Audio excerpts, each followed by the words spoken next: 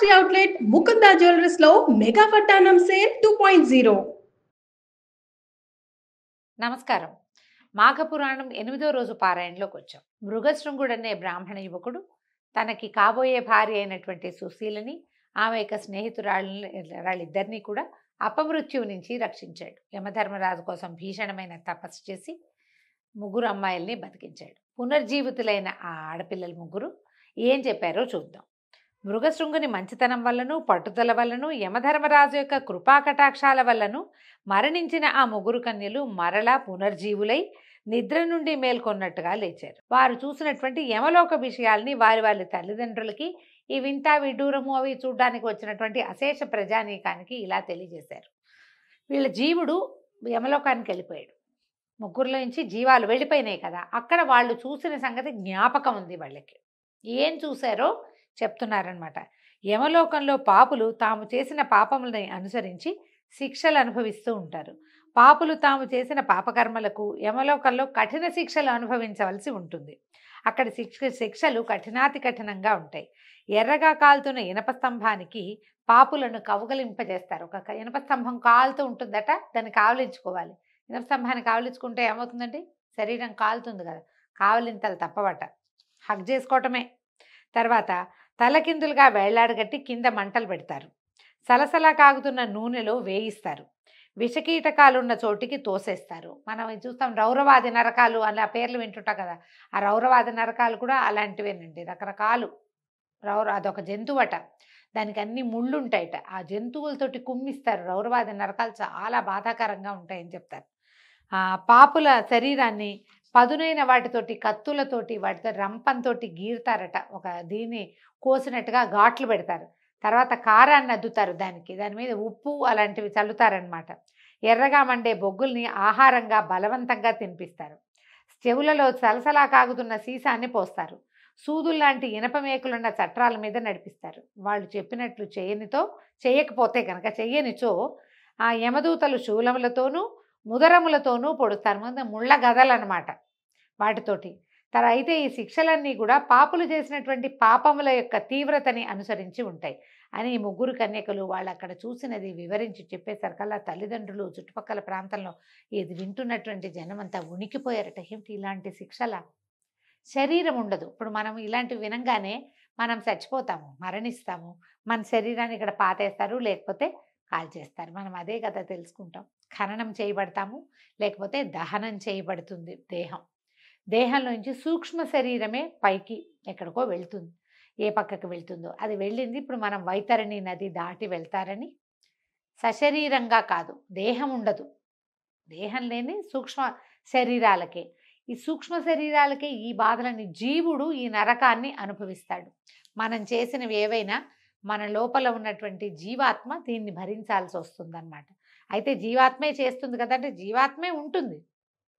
మనకు ఒక విచక్షణ, బుద్ధి, జ్ఞానము, ప్రవర్తన నియమావళి, క్రమశిక్షణ, ఏదో తపస్సు, పూజ, గీజ ఇవన్నీ చెప్పబడ్డాయి కదా. మనం అవన్నీ చెయ్యము, కొన్నే చేస్తాం.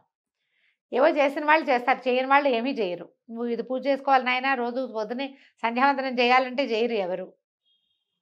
సూర్యుడికి దండం పెట్టుకోవాలి, చేయరు. పెద్దవాళ్ళకి దండం పెట్టాలి, చేయరు. పెద్దవాళ్ళ మాట వినాలి, వినరు. అమ్మని నాన్నని చివరిదాకా చూసుకోవాలి, చూసుకోరు. కుదరదు. ఏమిటో ఉంటాయి ఎవరి కారణాలు వాళ్ళకి. ఏ కారణాలు ఉన్నా మనం ఏ పొరపాట్లు చేసినా, ఏ తప్పులు చేసినా, అకారణంగా ఇతరుల మీద నిందలు వేసిన చిన్న చిన్న పాపాలకి కూడా ఎన్ని రకాలు శిక్షలు ఉంటాయని చెప్తారు. మనం ఈ పురాణాలు ఎందుకు వింటామంటే, ఎంతసేపు భక్తి కథే కాదు, దీనివల్ల మనం సరిగ్గా చేయకపోతే మనకి ఏమొస్తుందో కూడా చెప్పబడుతూ ఉంటుంది. ఇలాంటి శిక్షలు ఉంటాయి. ప్రతి తప్పుకి శిక్ష, తప్పు లెవెల్ని బట్టి శిక్ష లెవెల్ ఉంటుందన్నమాట. అది క్లియర్గా చెప్పబడుతోంది. భయపడుతున్న తమ తల్లిదండ్రులను ఆ కన్యలు ముగ్గురు ఓదార్చారు. తల్లిదండ్రులారా, అన్యాయంగా అక్కడ ఎవరిని శిక్షించరు. అని మనం చేస్తాం అన్యాయాలు. ఈ నరకాల్లోనూ అక్కడ అన్యాయాలు ఏం జరగవు, అంతా న్యాయంగానే జరుగుతుందట. ప్రతి పాపకార్యానికి అనుభవించదగినటువంటి శిక్షాస్మృతి ముందుగానే ఉల్లేఖించబడి ఉంటుంది. పాపుల పట్ల యముడు ఎంత కఠినాత్ముడో, పుణ్యాత్ముల పట్ల యముడంతటి ధర్మరాజు.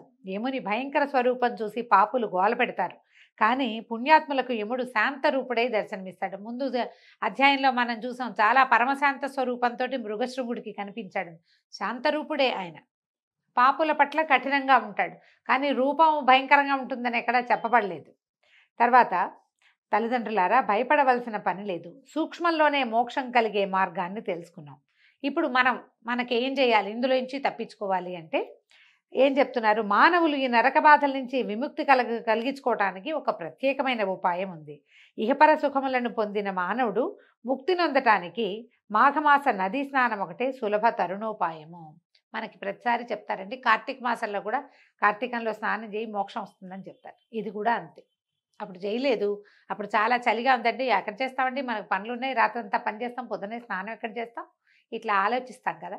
ఇప్పుడు చేయొచ్చు మనం. మాఘ స్నానం చాలా సులువండి.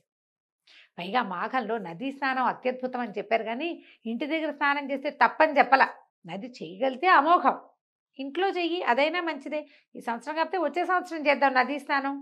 కనీసం ఒకసారైనా ఏ ఫ్రెండ్ ఇంటికో, ఏ గోదావరి వైపుకో, ఏ కృష్ణానది వైపుకో, ఎవరో ఇంటికో, లేకపోతే ఓ చిన్న ట్రిప్ లాగా మనమేనో ఊరికే పొద్దునే వెళ్ళి ఎక్కడో చోట నదీ స్నానం చేసి వస్తే సరిపోతుంది. అవకాశం తీసుకోండి, అది చెప్తున్నారనమాట. అయితే నదీ స్నానం చేయటం వల్ల చాలా మంచి జరుగుతుంది. ప్రతి మానవుడు మాఘమాసమందు నదీ స్నానం చేయటము, శక్తి కొలది దాన ధర్మాలు చేయటము, జపతపాదులు చేసుకోవటము. జపతపాదులు చేయటం అంటే మనకి ఏదైనా మంత్రోపదేశం ఉంటే గాయత్రి దగ్గర నుంచి మామూలుగా మంత్రాలు గురువుగారులు అందరూ ఇవాళ రేపు మనకి ఎంత కరుణా సముద్రులుగా ఉన్నారో మన గురువులు.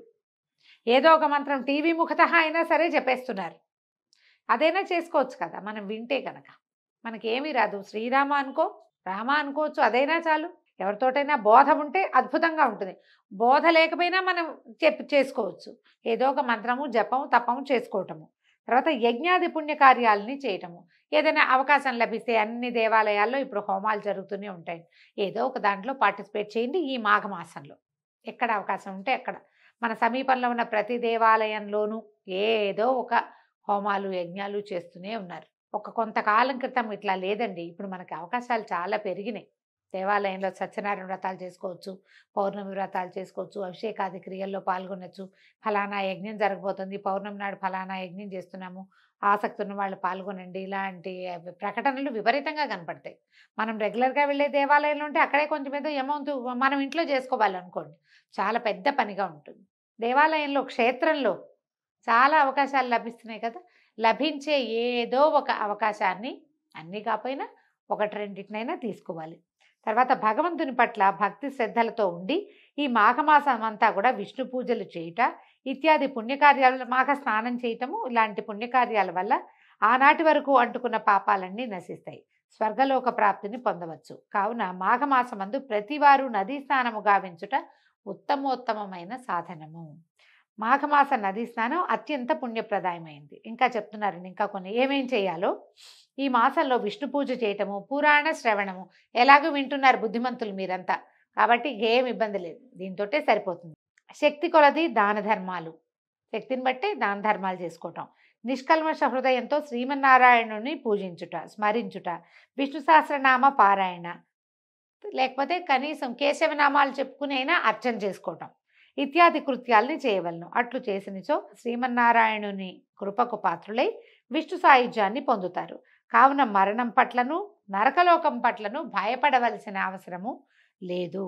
నరక కూపం నుంచి బయటపడడానికి ఇంతకంటే సులభమైన తరుణోపాయం మరొకటి లేదని ఆ కన్యలు వారి వారి తల్లిదండ్రులకు, అక్కడ చేరిన ప్రజలు, పురప్రముఖులు వారందరికీ కూడా తెలియజేశారు. వాళ్ళంతా సరేనన్నారు. సరేనని ఆ రోజు నుంచి ప్రచారం చేశారు బాగా.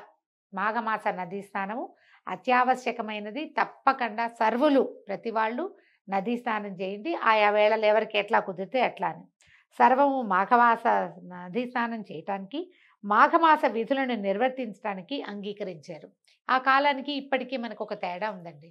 ఇప్పుడు ఏదో మనం ప్రవచనకర్తలో, పెద్దవాళ్ళు, గురువుగారు, లేకపోతే టీవీలలోనూ మనం చూసి ఇదేదో మంచిదిగా చేద్దాం అనుకుంటున్నాం. ఇది నియమం కాదు, మీ ఆసక్తిని బట్టి మనం విని చేయదలుచుకుంటే. ఇది ముగ్గురు నలుగురు మాట్లాడుకుని అబ్బో ఇది చేస్తే చాలా మంచిగా మా అమ్మమ్మ కూడా చెప్పేది, అలాంటివి ఏవో మాట్లాడుకుంటాం. మనం సోషలైజ్ అయినప్పుడు కూడా మనకు తెలుస్తాయి కదా. లేదా నలుగురు ఫ్రెండ్స్ కలిసిపోయి ఏ ఆలంపూరో లేకపోతే ఏ బెదవాడో వెళ్ళి కృష్ణానదిలోనో లేకపోతే అక్కడ తుంగభద్రలోనో స్నానం చేయాలని ఊహిస్తాం, అవకాశం ఉంది. ఇప్పుడు మనం ఇలా చేసి, అయితే ఇందులో ఏంటంటే తప్పనిసరిగా చేయాలన్న నియమం లేదు. పాతకాలంలో ఏం జరిగేదంటే ప్రభువులు చాటింపు వేయించేవాళ్ళు, అందరూ చేయాలి, అంటే అందరూ చేయాల్సిందే, ఎవ్వరూ మానడానికి వీల్లేదు. మనం చాలా ఈ వ్రత కథల్లో వాటిల్లో చూస్తాం. ఏకాదశి వ్రతమహత్యం మన అంబరీషోపాఖ్యానం చెప్పి చదువుతున్నప్పుడు అంబరీషుడు ప్రజలందరూ ఏకాదశిని నిర్వర్తించాలి అని ఖచ్చితంగా ఆజ్ఞ జారీ చేసి ఉంచాడు. అందుకని ఆ దేశంలో ఉన్న వాళ్ళందరూ ఏకాదశి వ్రతమహత్యాన్ని అనుభవించారు. వాళ్ళంతా కూడా ఏకాదశిని చేసుకునేవాళ్ళు. అలా మనకి ఇప్పుడు ఈ పాత రోజుల్లో ఏంటంటే ఒక ఆజ్ఞలు జారీ చేసి అందరూ ఏంటంటే ఎవరో గర్భవతులు, చంటి పిల్లల తల్లులు, పాలింతరాళ్ళు, వృద్ధులు, ఏదైనా రోగగ్రస్తులు, చలికాలం అవి పడని వాళ్ళు, అసలు నీరే పడని వాళ్ళు కొంతమంది ఉంటారుగా, వాళ్ళని వదిలిపెట్టి చేయగలిగే వాళ్ళందరూ కూడా ఆ అవకాశాన్ని వినియోగించుకునేవాళ్ళు. ఇప్పుడు మనం కూడా అలాంటిదే చేసుకుంటే బాగుంటుంది. అవకాశం ఉంటే చూడండి మరి. అయితే దీంతో 8వ రోజు పారాయణ పూర్తయిందండి. రేపు ఉదయం 9వ రోజు అధ్యాయంలో మళ్ళీ కలుసుకుందాం. నమస్కారం.